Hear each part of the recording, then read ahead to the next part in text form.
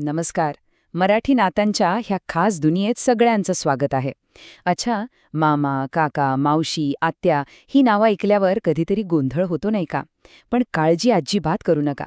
आज आपण या सगळ्या नात्यांचा गुंता इतक्या सोप्या पद्धतीने सोडवणार आहोत की तो कायमचा सुटेल. हो, हा प्रश्न अनेकांना पडतो. कारण इंग्रजीमध्ये कसं सरसकट अंकल किंवा आंट म्हटलं की काम झालं. पण आपल्या मराठीत तसं नाहीये. इथे प्रत्येक नात्यासाठी एक अगदी नेमका खास शब्द आहे.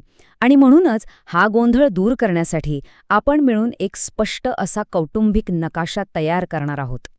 तर मग आपल्या या कौटुंबिक नकाशाची सुरुवात करूया आईच्या कुटुंबापासून. यालाच आपल्या संस्कृतीत मातृकुळ असं म्हणतात. अगदी सोप्या भाषेत सांगायचं तर आईच्या बाजूची सगळी नाती. चला तर मग या नकाशावरचा पहिला मार्ग शोधायला सुरुवात करूया.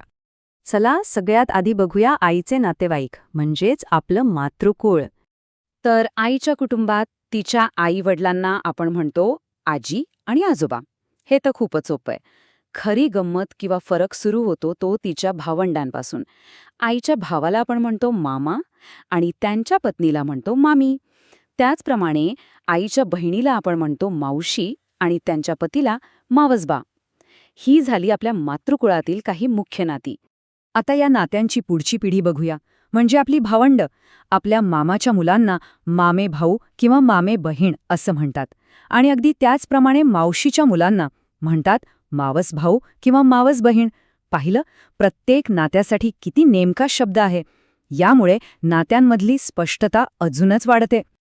आणि इथेच तो सगळ्यात महत्वाचा फरक आपल्या लक्षात येतो. आईच्या भावाला आपण मामा म्हणतो, तर वडिलांच्या भावाला काका. हा एकच फरक जर व्यवस्थित लक्षात ठेवला तर अर्धा गोंधळ खरं तर इथेच संपतो. चला आता ह्याच न्यायाने वडिलांच्या बाजूची नाती कशी उलगडतात ते पाहूया. आता आपण आपल्या कौटुंबिक नकाशाच्या दुसऱ्या आणि तितक्याच महत्वाच्या भागाकडे वळूया. हा भाग आहे वडिलांच्या नातेवाईकांचा, ज्याला म्हणतात पितृकुळ. आता वडिलांच्या बाजूला त्यांच्या आई-वडिलांना आजी आणि आजोबा असंच म्हणतात. म्हणजे हा शब्द कॉमन आहे. पण त्यांच्या भावंडांसाठी मात्र शब्द पूर्णपणे बदलतात. वडिलांच्या भावाला आपण म्हणतो काका आणि त्यांच्या पत्नीला काकू. आणि वडिलांच्या बहिणीला म्हणतात आत्या, तर त्यांच्या पतीला आत्मे असं म्हणतात. लक्षात आलं? मामाच्या जागी काका आले आणि मावशीच्या जागी आत्या. जसं आईच्या बाजूला होतं, अगदी तसंच इथेही आपल्या भावंडांसाठी खास शब्द आहेत. काकांच्या मुलांना आपण म्हणतो चुलत भाऊ किंवा चुलत बहीण आणि आत्यांच्या मुलांना आत्तेभाऊ किंवा आत्ते बहीण म्हणतात. बघितलं, प्रत्येक नात्याची एक स्वतंत्र आणि पक्की ओळख आहे. आणि हा फरक आपण पुन्हा एकदा नीट समजून घेऊया. आईच्या बहिणीला आपण मावशी म्हणतो, तर वडिलांच्या बहिणीला आत्या. हा फरक एकदा का डोक्यात बसला की नाती ओळखणं एकदम सोपं होऊन जातं. आता मनातला गोंधळ नक्कीच थोडा कमी झाला असेल, नाही का? बरं, आतापर्यंत आपण मातृकुळ आणि पितृकुळ पाहिलं. पण आता आपल्या स्वतःच्या भावंडांमुळे जी नाती तयार होतात तीही पाहूया. याला आपण आपल्या सोप्या भाषेत सहकुळ असं म्हणू शकतो. हे बघा किती सोपं आहे. आपल्या बहिणीचे जे पती असतात म्हणजे ताईचे नवरा, त्यांना आपण मेहुणे असं म्हणतो. आणि मग आपल्या बहिणीच्या मुलांना म्हणजे मुलाला भाचा आणि मुलीला भाची असं म्हणतात. अगदी तसंच आपल्या भावाच्या पत्नीला म्हणजे दादाच्या बायकोला वहिनी असं नातं लागतं. आणि इथे एक इंटरेस्टिंग गोष्ट आहे. भावाच्या मुलांना सुद्धा भाचा आणि भाची असंच म्हणतात. म्हणजे बहीण असो किंवा भाऊ, त्यांच्या मुलामुलींसाठी शब्द बदलत नाहीत, तेच राहतात. ही एक समानता लक्षात ठेवण्यासारखी आहे.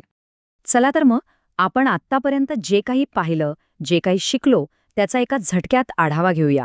म्हणजे सगळ्या संकल्पना डोक्यात एकदम पक्क्या बसतील. आपण प्रामुख्याने 3 श्रेणी पाहिल्या. मातृकुळ म्हणजे आईकडची सगळी नाती, पितृकुळ म्हणजे वडिलांच्या बाजूची नाती आणि तिसरं सहकुळ म्हणजे आपल्या भावंडांमुळे तयार झालेली नाती. ही रचना आपल्याला आपलं संपूर्ण कुटुंब अधिक चांगल्या प्रकारे समजून घ्यायला मदत करते. म्हणजे सगळ्यात महत्त्वाचा मुद्दा काय तर आईची बाजू म्हणजे मामा आणि मावशी, वडिलांची बाजू म्हणजे काका आणि आत्या, बहिणीच्या नात्याने मेहुणे आणि भावाच्या नात्याने वहिनी. हे एक साधं सूत्र जरी लक्षात ठेवलं ना तरी नात्यांमधला गोंधळ परत कधीच होणार नाही. आज आपण ही नाती कशी ओळखायची हे तर शिकलो. पण जाता जाता एक विचार करूया. हे शब्द म्हणजे फक्त नात्यांची ओळख नाहीये. या प्रत्येक शब्दात भावना, जबाबदाऱ्या आणि खूप सारं प्रेम गुंतलेलं आहे. तर मग खरा प्रश्न हा आहे की या नात्यांना फक्त ओळखण्यापलीकडे जाऊन ती जपण्याचं आणि त्यामधलं प्रेम टिकवून ठेवण्याचं आपल्या आयुष्यात खरं महत्त्व काय आहे? यावर नक्की विचार करा.